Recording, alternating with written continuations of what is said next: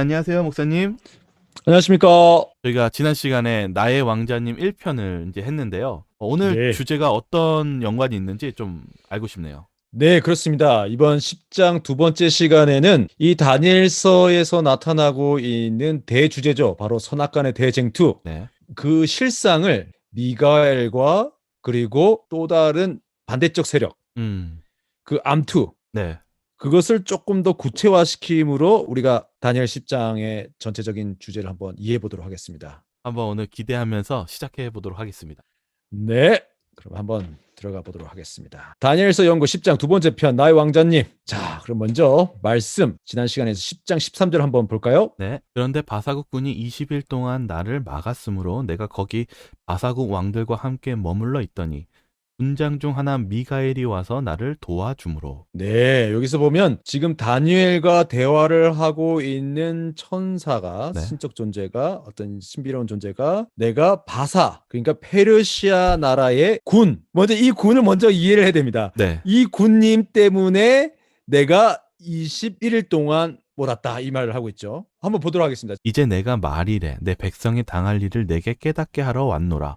대저 이 이상은 오래 후의 일이니라. 그러면서 오랜 후에 일어날 일이라는 것을 말해 줍니다. 그러면 여기서 먼저 누가 바사왕, 페르시아 왕이지?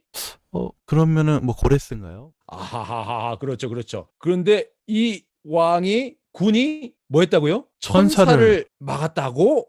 굉장한 힘을 가지고 어? 있나 보요. 네.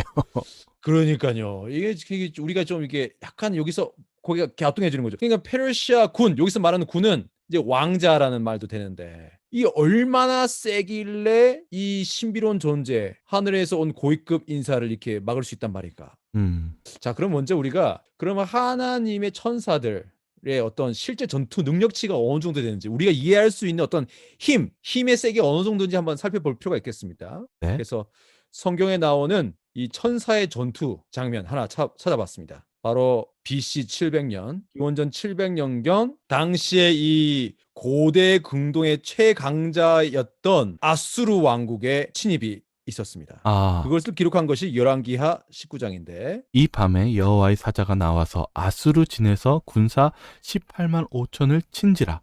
아침에 일찍이 일어나 보니 다 송장이 되었더라. 엄청난 일이 일어난 겁니다. 하룻밤 사이 어떻게 해요? 이거 단순가요? 여호와의 사자가? 그렇죠. 천사 한 명이 나와서 아수르 진에서 군사 18만 5천 명을 때린 거예요. 그러면 뭐 왕이 아무리 힘이 센다고 해도 이거는 이기기가 힘들겠는데요. 아, 이건 뭐 삼손 뭐 이런 급이 아니라는 거죠. 네. 삼손이 그 낙타 뼈다 가지고 이제 1000명대 되는 이 사람을 쳐 죽이는 것과 좀 차원이 다른 거예요. 차원이. 그냥 지나가면 한 시간에 후두룩 다 넘어지는 느낌 같네요. 그렇죠. 최에 한 명씩 때려잡아도 1분에 360명이에요. 네. 10시간 하면 3,600명이에요. 아, 그러니까 이거는 우리가 상상할 수 없는 숫자인 거죠. 그러니까 하늘천사 한 명이 당대 고대 근동 최강 군인들, 아수르의 용맹한 전사 네. 18만 5천 명을 압도한 것입니다. 압도. 물론 천사들이 영적인 사역에서 전쟁도 펼치지만 네. 물리적인 전쟁을 펼쳤을 때 어떻게 해요? 극강인 겁니다. 우리가 인간이 상상하는 것을 넘어서는 엄청난 물리적 에너지, 힘이 천사들에게 있는 것입니다. 그러면 도대체 이 페르시아 군은 도대체 어떤 존재이길래 21일 동안이나 하나님의 천사를 그러면은 천사와 비등비등하거나 더 막강한 존재인가요? 이렇게 한번 보도록 하겠습니다. 그럼 먼저 군, 이 김군, 박군이 아닌 그 군의 의미를 한번 살펴보면 군, 쌀인데 이 의미가 뭐냐? 뭔가의 우두머리라는 거예요. 어떤 그 클래스, 그리고 인간계면 인간계에, 천사계면 천사계, 어떤 그 그룹 안에 있는 존재들 중에서 두목이라는 것입니다. 그래서 또 다른 번역에서는 캡틴, 선장, 어떤 두목, 장군, 그리고 군주 네. 할 때 마스터, 주인, 또 왕자, 음. 룰러 이런 어떤 지도자 이런 예. 걸로 지배자 이런 걸로 이제 번역이 되는 겁니다. 뭔가 이렇게 이끌어가는 지도자 그 그룹에 있어서의 최고의 리더라고 볼 수 있는 거죠. 그렇다면 이 페르시아의 최고 지도자 네. 그 말씀하신 건 당시 페르시아 왕 다니엘이 21일간 금식하며 슬퍼하며 기도했던 당시에 이 페르시아 제국의 왕은 이제 고레스 왕이었는데 네. 그럼 고레스가 그런 힘이 있었는가? 그건 아니라는 거죠. 그렇죠? 네. 이거 인간의 힘이 아닌 것 같아요. 평범한 네. 사람이 아닐 수도 있다는 거죠. 그럼 사람 이상의 존재 우두머리인가? 그럼 이 전제 아까 그 다니엘이 큰 전쟁에 관한 이상을 받았다고 했는데 네. 그럼 이 전쟁과 이거 관련 있는 게 아닌가? 이런 생각을 우리가 해볼 수 있는 거죠. 네. 자, 그러면 이럴 때 우리 어려운 문제 있을 때 주로 구약 성경에서는 모세. 모세, 신약에서는 바울 선생님. 바울 선생님. 이거 바울 선생님 네. 좀 모셔다 보는 거죠. 바울 네. 선생님.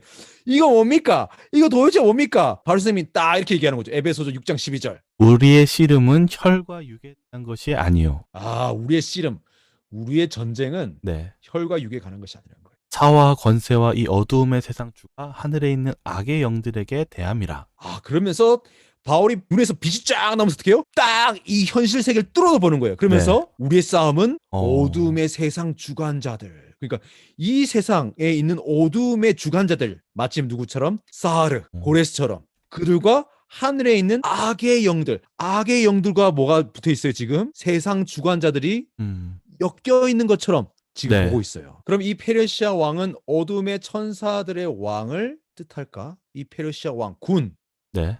이 리더는 어둠의 천사들 왕을 뜻하나? 이런 질문 우리가 한번 해볼 수 있겠죠. 네. 왜냐하면 사람이라고 보기에는 너무 막강하니까. 자, 그러면 한번 우리 요한계시로 한번 가보겠습니다. 하늘에 전쟁이 있으니. 그러면서 다시 하늘의 전쟁이 나와요.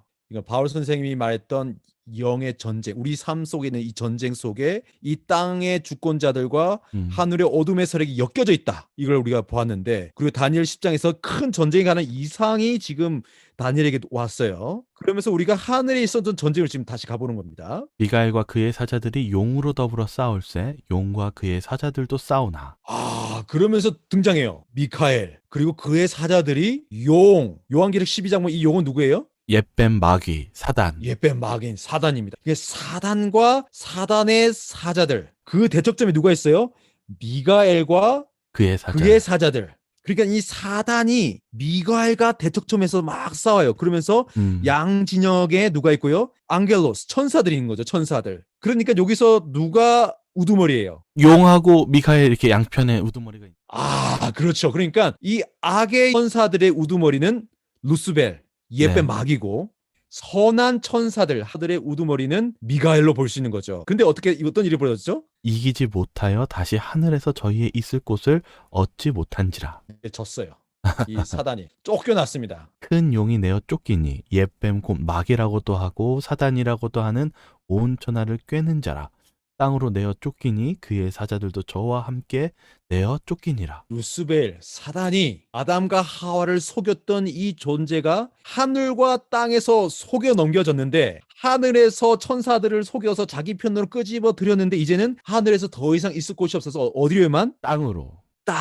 우리가 살고 있는 이 더 땅에서 더 집중해서 뭐 할까요? 더 열심히 왕성하게. 아, 그렇죠. 그렇습니다. 여기서 뭐 하는 거예요? 꿰는 거예요. 꼬드기는 거예요. 속이는 거예요. 유혹하는 겁니다. 반면에 예수님은 우리에게 오셔서 어떻게 하셨어요? 내가 너 안에 있고 네가 내 안에 있고 내 편 하자 하는 것이죠. 아, 이 안에서도 뭔가 일이 있군요. 그렇습니다. 그러니까 여기서 보면 사단 마귀가 이 별의 권세 잡은 자뿐만 아니라 인간들을 꼬드기고 있어요. 그러니까 하늘에 있었던 그 전쟁이 땅으로 본격적으로 옮겨져 왔고, 이 사탄이 뭘 할까요? 페르시아 왕하고 뭔가 연관돼 있으니까 온 일을 하는 거예요. 그렇죠. 사탄이가 하나님의 백성을 집어삼키기 위해서 아주 맹렬하게 인간의 우두머리, 위정자들의 마음을 조종하고, 그리고 자기의 종처럼 부리기 위해서 집중적으로 어떻게 샬라샬라샬라샬라샬라 하고 있는 거예요. 다시 말하면 꾀다라는 그 단어처럼 우리의 인간적인 사람 안에서 사단과 또 하나님이 싸움이 있다는 거군요. 그렇습니다. 우리 좀 더 보겠습니다. 그가 이르되 내가 어찌하여 내게 나아온 것을 이제 내가 돌아가서 바사군과 싸우려니와 내가 나간 후에는 헬라군이 이를 것이라. 아, 그러니까 이렇게 이 신적 존재가 네. 자, 이제 내가 돌아가서 바사군, 이 군은 차르, 우두머리, 두목이란 뜻이죠. 그러니까 바사의 두목, 페르시아 제국의 두목과 싸우는데, 내가 나간 후에는 누가 온다고요? 헬라군이 이른다고요. 헬라군, 헬라의 두목이 온다는 거예요. 이거는 그러니까 지금 이 다니엘과 얘기하고 있는 이 신적 존재가 지금 뭘 보고 있는 거예요? 우리 눈에는 보이지 않는 초자연적 군들, 조동자, 네. 왕자, 암흑의 힘을 보고 있는 것입니다. 영적인 싸움에 대해서 얘기하는 거군요. 그렇습니다. 네. 사실 우리가 이거를 왜 이해할 필요가 있는가? 우리 이 어떤 분들은 그러세요. 이렇게 뭐 지난 미국 얼마 전에 끝난 미국 대선을 보면서 누가 되어야 해 이런 생각들을 가지고 계세요. 미국 쪽이나 캐나다 쪽에서는 많이 이야기하나요? 그럼요. 아, 그런데 우리 다니엘 10장 20절처럼 어떻게 해요? 누가 되어도 사실은 근본적으로는 차이가 없는 거예요. 네. 실제로 그 뒤에 있는 힘, 음. 그 지도자들을 컨트롤하려고 하는 힘의 싸움은 전혀 바뀌지 않았다는 겁니다. 네. 너무 이런 정치적인 것에 너무 염려하지 마시고 아마 세상 역사는 하나님께서 주관하신다는 믿음으로 저희가 봐야 되지 않나 이런 생각도 드네요. 그렇습니다. 우리가 정의를 하수같이 강물처럼 흐르게 하는 그 하나님의 명령을 우리가 이해할 필요는 있지만 네. 우리가 어떤 지도자가 된다 안 된다 그것 때문에 내 마음에 분이 생기고 극단적으로 가서 안 된다는 것입니다. 이게. 네, 참 이게 민감한 주제라서 그렇지만 저희가 뭐 정의를 버리라는 그런 뜻은 아니고 정말 옳은 것에 대한 이 세상 역사가 하나님께서 주관하신다는 믿음 안에서 우리가 정의를 지키고 최선을 다하면서 살아가는 모습이 필요하다는 이 내용이 있는 것 같습니다. 그렇습니다. 그렇습니다. 네. 자, 그러면 페르시아 이후 그리스 이거를 이미 말해주고 있는 거예요. 다니엘에게. 제국의 전환이 이루어지고 있는데 그 제국의 변환 뒤에 누가 있다? 영적인 존재, 사단도 있고 영적인 있군요. 존재. 그렇습니다. 사단이 있다는 것입니다. 사단이. 자, 하지만 사단만 있는 게 아니에요. 예레미야 한번 가볼까요? 이제 내가 이 모든 땅을 내 종 바벨론 왕 느부갓네살의 손에 주고 또 들짐승들을 그에게 주어서 부리게 하였나니. 여기서 나오는 내가 하는 누굴까요? 하나님인가요? 여호와 하나님이세요. 네. 이 여호와 하나님께서 예레미야에게 뭐라고 얘기하세요? 모든 땅을 바벨론 왕에게 손에 준다고 말하네요. 느부갓네살 왕한테 준다는 거예요. 누가요? 하나님이요. 하나님께서 내 종 유다 왕에게 준다 이렇게 얘기해 준 게 아니라 이 모든 땅을 내 종 이교도 바벨론 왕 느부갓네살의 손에 준다는 거예요. 유대인들이 그때 당시 들으면 아이러니할 것 같아요. 화가 났죠. 네. 그러니까 예레미야를 죽이려고 하죠. 하나님의 선지라도 죽이고 싶은 거예요. 왜? 아니 우리 지금 이 하나님의 나라 이 유다인데 너 지금 뭐라고 하는 거야? 지금 바벨론 저 이교도가 우리 그것도 요 하나님께서 이교도 왕에게 준다고? 예레미야 너 이거 야야 너 이리 와. 맞아 이렇게 되는 거예요. 참 납득하기 어려운 내용이라고 생각했을 거예요. 그게 사실 저도 지금은 좀 피가 좀 식었는데 제 소시적에는 피가 막 끓었어요. 근데 하나님은 모든 민족과 모든 사람을 사랑하시는 것입니다. 그런데 어쨌든 여기서 보면 뭐라고요? 하나님이 내 종 느부갓네살 바벨론 왕이라고 말씀하시는 거예요. 이게 어떻게 될까요? 하나님이 그를 선택했다는 뜻인가요? 그렇습니다. 그러니까 지금 기록할 당시에 고레스 왕은 실제로 어떻게 해요? 예언 가운데 기록되어 있잖아요. 내 종 고레스. 그러니까 하나님이 이 이방인들도 직접 부르시고 계획 안에 넣으시고 이 모든 것을 통해서 세상 역사를 이끌어 나오고 계신 것이죠. 이렇게 나와 있습니다. 27장 7절. 열방이 그와 그 아들과 손자를 섬기리라. 그의 땅의 기한이 이르면 여러 나라와 큰 왕이 그로 자기를 섬기게 하리라마는. 네, 그래서 느부갓네살, 아보니더스, 벨사살로 네. 이어지는 3대에 걸친 이 지배를 하나님께서 미리 다 말씀해 주셨어요. 하나님이 약정해 놓으십니다. 그리고 우리 다니엘에서 본 것처럼 벨사살이 하나님의 기물을 가지고 술판을 벌일 때 그때 어떻게 해요? 그날 밤 끝난 거예요. 하나님의 손에 의해서 끝이 난 것입니다, 사실. 그럼 이런 말씀도 하시죠. 나 여호와가 이르노라. 바벨론 왕 느부갓네살을 섬기지 아니하는 국민이나 그 목으로 바벨론 왕의 멍에를 매지 아니하는 백성은 내가 그의 손으로 진멸시키기까지 칼과 기근과 연병으로 벌하리라. 우리가 이런 글을 읽으면 당시의 유다 백성들이 하나님께로부터 온 이 신탁, 네. 계시의 말씀을 들었을 때는 피가 거꾸로 서는 것입니다. 이게 도대체 뭐야 이거? 이런 생각이 드는 거예요. 하지만 여기서 알 수 있는 것은 무엇인가? 바벨론 왕을 섬기지 아니하리라 하여도 그 말은 듣지 말라는 겁니다. 하나님 뜻이 아니라는 거예요. 그러면 바벨론에서 메데 바사로 이행하는 것도 누구의 뜻 때문에 이행된 거예요? 하나님의 뜻 때문에요. 그러면 메데 바사에서 다시 그리스로 이행될 때도 그리스요. 하나님의 계획 안에 있는. 하나님의 계획과 뜻, 허락 안에 있다는 것입니다. 그러니까 지금도 그런 하나님의 손이 있는 것입니다. 우리가 그걸 믿어야 돼요. 그렇지 않겠습니까? 네, 그래야 되는 것 같아요. 하나님의 계획을 믿고 그리고 재림을 기다려야 되지 않나 이런 생각이 드네요. 이게 때론 참 힘듭니다. 저도 어떨 때는 왜 역사 이렇게 흘러가지? 받아들이기 힘들 때가 있어요. 하지만 실상은 우리가 보고 있는 이 현실, 정치, 문화, 경제, 국제관계 이 모든 엄청난 힘의 소용돌이 속에 그 배후에는 두 거대한 힘의 충돌, 여호와 하나님과 사단의 이 충돌이 있는데 하지만 언제나 그것을 주도하시는 일은 하나님. 하나님이신 것입니다. 네. 하나님. 자, 그런데 요한계시록 12장에 보면 그것을 좀 더 구체적으로 이렇게 나오고 있습니다. 용이 여자에게 분노하여 돌아가서 그 여자의 남은 자손 곧 하나님의 계명을 지키며 예수의 증거를 가진 자들로 더불어 싸우려고 바다 모래 위에 섰더라. 네. 그런데 예수님을 이 땅에서 완전히 파괴시키려고 했는데 파괴시켰다고 생각했는데 예수님께서 부활하시고 하늘로 올라가 버렸어요. 그래서 하늘에서 지금 통치를 하고 계시죠. 네. 그러니까 용이 화가 나는 거예요. 완전 대실패네. 그러니까 하나님 백성을 어떻게 해요? 해코지하는 거예요. 분풀이하는 거예요. 그러고 어떻게 해요? 싸우는데 어떻게 싸우느냐? 네. 바다 모래 위에 선 거예요. 바다가 있고 큰 물이죠. 큰 물. 네. 큰 물은 백성, 나라. 그래서 권력이 나오죠. 힘이 나오죠. 그렇죠. 근데 모래 위에 섰어요. 이제 육지에 올라섰어요. 그러면서 13장 1절에 등장합니다. 이렇게 등장합니다. 내가 보니 바다에서 한 짐승이 나오는데 뿔이 열이요 머리가 7이라. 그 뿔에는 10 면류관이 있고 그 머리들에는 참람한 이름들이 있더라. 네, 그래서 여기서 보면 12장 마지막 절에 용이 화가 난 상태로 바다와 모래 위 네. 그 사이에 딱 서서 싸울 준비하고 있는 거죠. 싸울 준비를 하는데 딱 뭐가 나와요. 짐승이 나오는데 첫 번째 짐승이 등장하죠. 자, 그런데 여기서 이 그리스어랑 이렇게 다른 영어 버전을 이렇게 비교해 보면 네. 우리 번역에서 약간 차이가 조금 있는 게 있어요. 뭐냐면 13장 1절에 이렇게 대명사가 사실 가르치는 게 있어요. 뭐냐면 12장 마지막 그 화가 난 용을 가르치면서 그 용이 바다 위에 서 있는 걸로 나와요.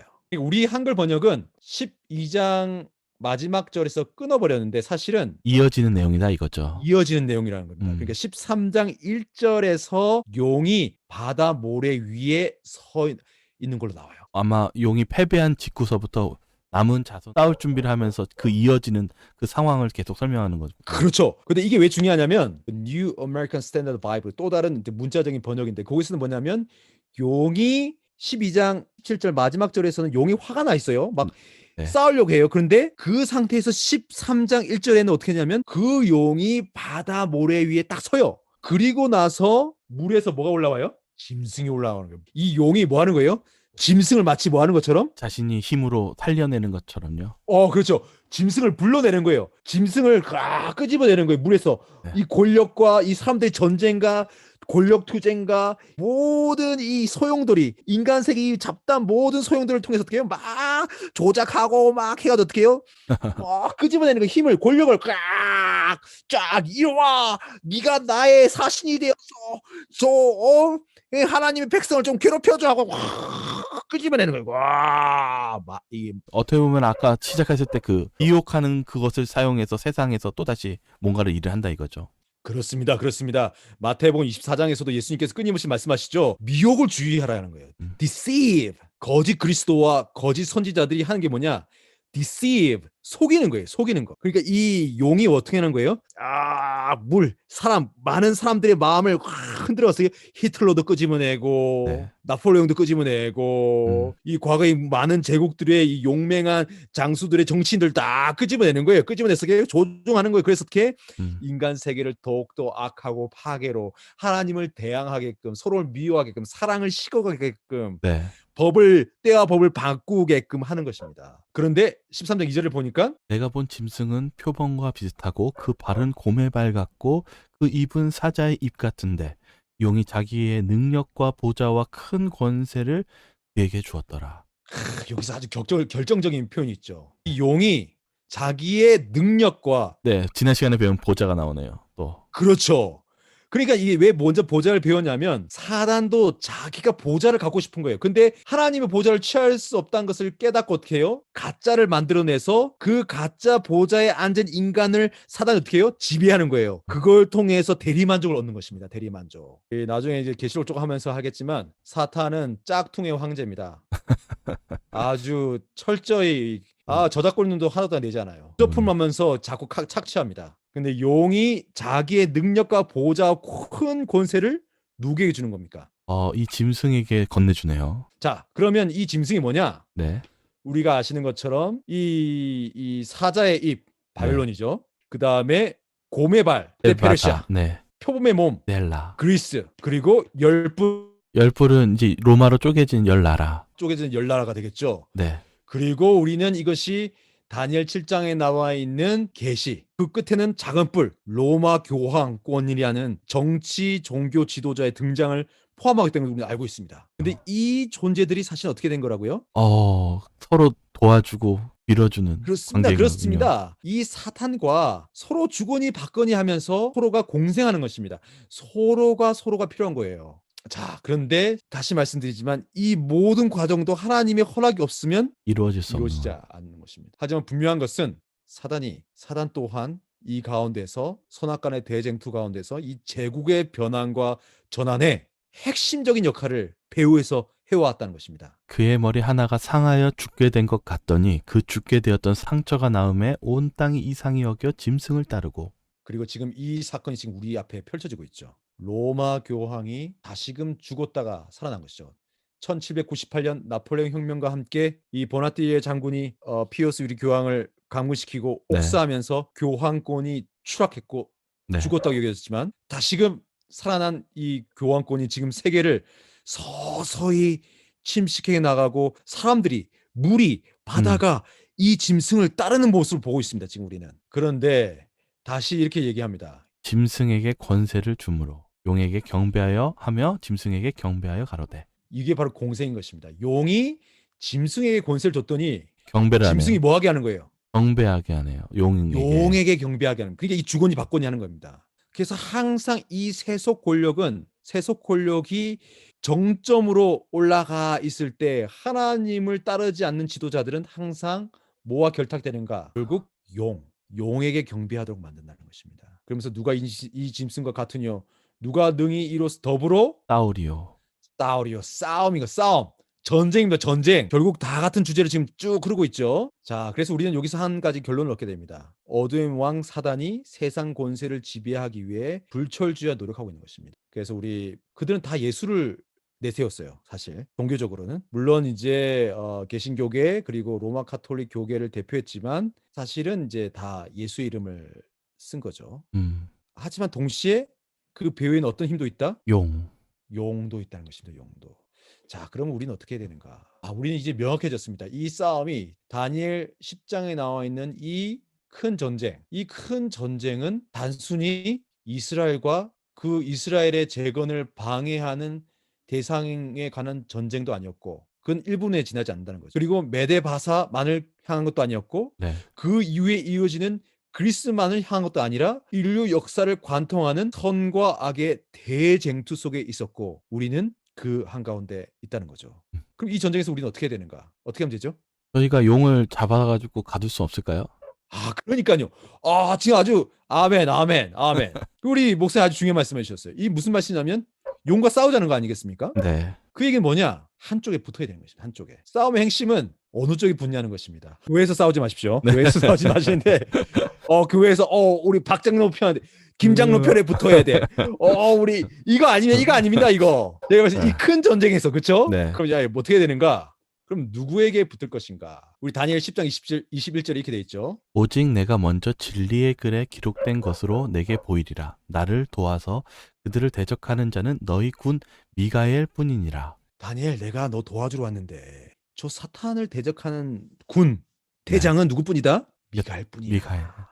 근데 어떤 군이에요? 너의 군, 너의 대장. 그러니까 이 천사가 이 신적 존재가 콕 집어서 우리에게 얘기해 준 거예요. 너는 누구 편이다? 미가엘 편이다. 미가엘 편이라는 거예요. 네. 여러분 착각하지 마십시오. 자꾸 내가 죄송합니다. 저한테 하는 얘기예요. 내가 네. 사단 편인 것처럼 할 필요 없어요. 우리 가끔 그랬어요. 너 아군인지 적군인지 모르겠어. 이런 말을 해요. 친구 사이에. 그렇죠? 네. 너 정체를 밝혀. 내 편이야 아니면 그 녀석 편이야 이렇게 하잖아요. 네. 근데 천사가 이 질문할 필요도 없이 그냥 딱 말해주는 거예요. 다니엘한테. 다니엘, 네 편은 누구냐? 미가엘이야. 저 사탄 아니야. 딱 얘기해 주는 겁니다. 우리 편은 누구예요? 미가엘이시네. 네. 그러니까 여러분 우리 자꾸 내 편이 누군지 헷갈려 할 필요 없어요. 죽으나 사나 난 누구 편이다? 미카엘. 우리 전우회란 게 전우회. 우리는 함께 뒹굴면서 어떻게 해요? 죽어도 함께 죽고. 그거 중요합니다. 그거. 이게 사실 기독교적인 거예요. 내가 그리스도와 함께 십자가에 못 박혔나니 그게 뭐예요? 전우회. 예수님께서 뭐 하셨어요? 이 사단의 모든 촉탄과 이 폭격과 폭탄을 혼몸에 다 받으셨어요. 다 터져버렸어요. 우리 살리려고 다 맞으신 거예요. 죄의 저주를 다 혼자 다 받으신 거예요. 총알 맞아야 되신 거예요. 그 모습을 보면서 바울은 뭐라고 해요? 우리 편은 예수님 뿐이야. 우리 예수님과 함께 죽자. 이게 뭐예요? 이게 기독교입니다. 기독교. 너의 군은 누구뿐이다? 미가엘 뿐이다. 미가엘 뿐이다. 아멘. 여러분 다른 신 없습니다. 다른 신. 자꾸 뭐 딴 신 찾을 필요 없어. 돈신, 명예신. 물론 좋은 거 있으면 좋아요. 그걸 뭐 한 게 그게 신이 되면 안 되냐는 거죠. 네. 자, 누구냐? 바로 미가엘이다. 또 다른 군. 그러니까 사단이 아니라 바사군, 헬라군이 아니라 다른 군 미가엘. 자, 그럼 미가엘 뜻이 뭔가? 우리 스트롱 할아버지. 그 뜻은 엘은 하나님의 뜻이죠. 네. 엘 하나님. 네. 미카 하면 who죠? who? 누가 who like God. 누가 하나님과 같으냐? 누가 하나님 같은가? 근데 이거를 name of an archangel 두 그룹 천사가 있습니다. 그런데 기독교 이 전승뿐만 아니라 보면 두 그룹 두목 천사들이 있어요. 네. 성경에 실제로 archangel 보면 the prince of the angels 이렇게 나와요. 천사들의 두목이라는 거죠. 우두머리. 네. 근데 archangel은 둘이에요. 둘. 네. 일반적으로 얘기할 때 미카엘과 가브리엘입니다. 캐톨릭에서는 또 추가해서 라파엘 이렇게 뭐 이렇게 놓기도 하는데 기본적으로 성경에 명확하게 등장하는 두 천사들의 리더는 미가엘과 가브리엘이에요. 근데 우리 유다서 9장에 한번 볼까요? 천사장 미가엘이 모세의 시체에 대하여 마귀와 다투어 변론할 때 감히 회방하는 판결을 쓰지 못하고 다만 말하되 주께서 너를 꾸짖으시기를 원하노라 하였거늘. 네, 유다서 9장에서는 천사장 아크엔젤, 네. 천사장인 미가엘이 사탄과 토론하는 거예요. 네. 변론하는 거예요. 싸우는 거예요. 왜? 이게 자신의 것이라고 주장하는 건가요? 그렇죠. 사단, 야, 이 모세 시체 내 거야. 내가 이거 가져갈래. 내가 이거 꼭두각씩 만들어가지고 좀 멋진 종교 하나 만들어 봐야겠어. 하니까 어떻게 해요? 아니야. 모세는 내가 데려가겠어. 네. 이렇게 된 거죠. 그러니까 막 사단이 막 반항하는 거죠. 와, 싫어. 이리 어딨어? 죽었어. 모세 죽었어. 내 거야. 내가 시체 가져 놓을 거야. 하니까 어떻게 해요? 주께서 너를 꾸짖기 원하노라. 딱 말 한마디 하고 그냥 데려가 버린 거예요. 모세가 부활한 거죠. 거의 뭐 말싸움 할 상대가 아닌 것처럼 그냥 한 번에 그냥 대답으로 끝내시네요. 한 번에 끝낸 것입니다. 이게 천사장 미가엘의 권위예요. 여기서 나오는 천사장 아크엔젤, 네. 미카엘 등장하는 것입니다. 근데 이 천사장이 미가엘이 모세의 시체를 놓고 사단과 다투어 변론하는 모습을 보면서 우리는 뭘 알 수 있어요? 이런 관점에서 다니엘서 10장을 이해하면 되는 것입니다. 메데베사 왕, 그리스 왕 그 사이에 두고 천사 미카엘과 사탄이 다투는 거예요. 대쟁투인 거죠. 자, 그러면 사탄은 어떤 존재였는가? 네. 에스가 28장 14절을 보면 너는 기름 부음을 받은 덮는 그룹이며 내가 너를 세움에 내가 하나님의 성산에 있어서 화강석 사이에 왕래하였었도다. 덮는 그룹. 그러니까 하나님 보호자에 있었던 두 천사 중에 하나였다는 거예요. 사단이 그 자리에서 쫓겨난 것입니다. 그리고 그 천사 자리를 누가? 또 다른 천사가 서게 된 것이고 그 전부터 그 자리 미카엘과 가브리엘 자리는 일종의 기능적인 자리였다는 거예요. 기능적인. 역할이 그러니까 있는 단위인가요? 역할이 있는 거죠. 역할. 네. 역할. 자, 그러면 나의 왕자는 누구냐? 사단이냐? 아니면 미카엘이냐? 잠깐 보면 나의 주는 미카엘 뿐밖에 없다고 했는데 이분이 어떻게 하세요? 12장 1절에 보니까 그때에 내 민족을 호위하는 대군 미가엘이 일어날 것이요. 그때에 내 민족을 호위하는 대군 미가엘이 일어나서 우리를 그 생명책에 기록된 모든 자를 구원한 장면이 12장에 등장합니다. 그러니까 이 미카엘이 뭘 하러 와요? 싸우려고 오시나요? 싸우러 오죠. 네. 싸워서 뭐 하려고요? 구원하시기 위해서. 구원하시려고 오세요. 우리 구원하실 누구 하시죠? 예수님이 오시는 거 아닌가요? 예수님이 오시는 것입니다. 사실 그러니까 다니엘 10장에 등장하는 그 이름 미카엘 네. 그리고 특별히 다니엘 12장 1절에 등장하는 이 대군 미카엘은 예수 그리스도라는 것입니다. 다시 한번 말씀드리지만 이 차르, head person, 이 왕자. 근데 성경에 보면 이 차르가 둘이 있어요. 하나님 편에 one of the chief princess 미카엘이 온다. 그러니까 미카엘이 one of the chief princess 그리고 또 다른 chief는 가브리엘이라는 거예요. 두 차르가 있어요. 네. 근데 그 중에 이 마지막에 오는 이 정관사터. 왕자는 미카엘이라는 것입니다. 그 미카엘이 와서 우리를 도와주실 것입니다. 우리 네. 가브리엘에 대해서 넘어가고 자, 그래서 생명책에 있는 사람들 다 구원을 받는데 실제로 예수님께서 이런 말씀하셨어요. 너는 내가 내 아버지께 구하여 지금 12영이 더 되는 천사를 보내시게 할 수 없는 줄로 아느냐? 네, 그래서 예수님께서 무슨 말씀하시냐면 그 예수님께서 잡히시는 날 밤 베드로가 칼을 뽑아가지고 이 종의 귀를 자르고 뭐 피를 뿌렸죠. 그 예수님께서 야 이러면 안 돼. 완전히 칼로 망해하면서 제지하시고 나서 귀를 붙여주시면서 뭐라고 하세요? 내가 지금 얘기하면 천사가 온다니까. 한 명이 어떻게 18만 5천을 제거할 수 있는 엄청난 막강한 힘. 천사 한 명만 있어도 여기 눈앞에 보이는 로마 군사들 다 싸그리 그냥 죽는 거예요. 근데 얼마나 부를 수 있다고요? 한번 말하면 이 영은 이제 당시에 로마 제국의 군사단인데 6천 명의 군인이에요. 어마어마한 숫자인데요, 그러면. 그렇죠. 그래 12영 되는 천사면 어떻게 해요? 1만 2천 천사예요. 12명이 아니군요, 그러면요. 그렇죠. 7만 2천 되는 천사인데 이 천사 한 명이 어떻게 해요? 18만 5천 명을 한 번에 죽일 수 있어요. 그럼 지구가 멸망당하겠는데요. 그렇습니다. 그러니까 예수님 말 한마디 어떻게 해요? 천사들 그냥 풀어가지고 다 그냥 끝낼 수 끝내는 있는. 거예요. 근데 예수님 힘이 없어서 가시관 찔리시고 몸 구멍 나고 피 철철 흘리시고 네. 십자가에 못 박히신 게 아니신 겁니다. 그분의 말 한마디가 엄청난 거예요. 근데 여기서 보니까 뭘 보여줘요? 예수님이 이 천사를 다스리고 지배하는 권세가 있는 존재로 딱 스스로를 제시하신 것입니다. 그렇죠. 예수님이 누구시기 때문에? 미카엘이시기 때문에. 이 예수님이 민족을 호위하는 대군 미카엘이 되어서 오실 것입니다. 이 예수님께서. 십자가에서는 이 천사들이 그러니까 어땠겠어요? 자기의 주군이 어떻게 해요? 막 엄청나게 맞는 거예요. 예수님 맨날 맞고 천사들이 막 부들부들 하는 거예요, 진짜. 왜 예수님 왜?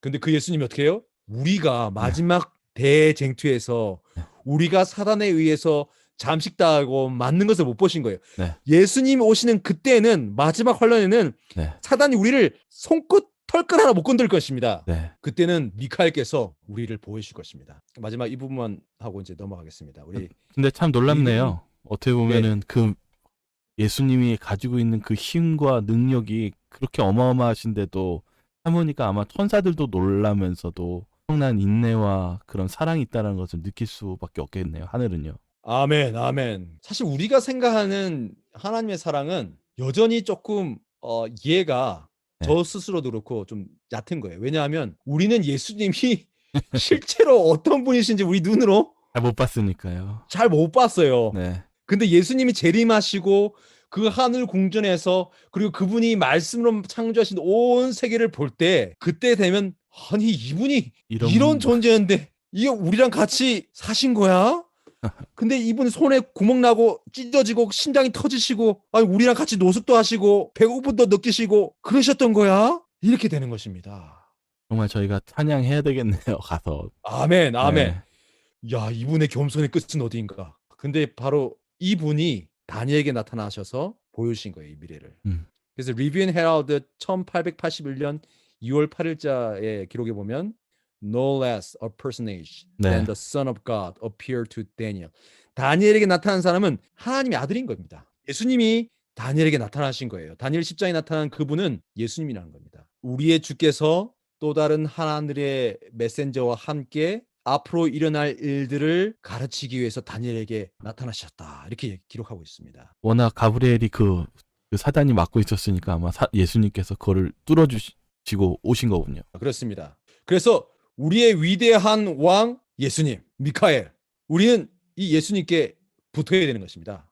예수님께서 말씀하셨죠. 나는 포도나무여 너희는 가지라. 네, 참 오늘 또 이렇게 저희가 어떤 말씀을 들은 가운데서 미카엘이 바로 예수님이었다는 사실을 아주 중요한 사실을 알게 되었고 정말 이게 싸움이 뭐 우리가 눈으로 보는 싸움보다 더 큰 싸움이 영적인 싸움이라는 걸 오늘 또 알게 됐네요. 네, 오늘 또 이렇게 말씀 감사하고요. 저희 또 다음 시간 기대하면서 또 다음 주에 뵙도록 하겠습니다. 네, 감사합니다. 감사합니다. 네. 감사합니다.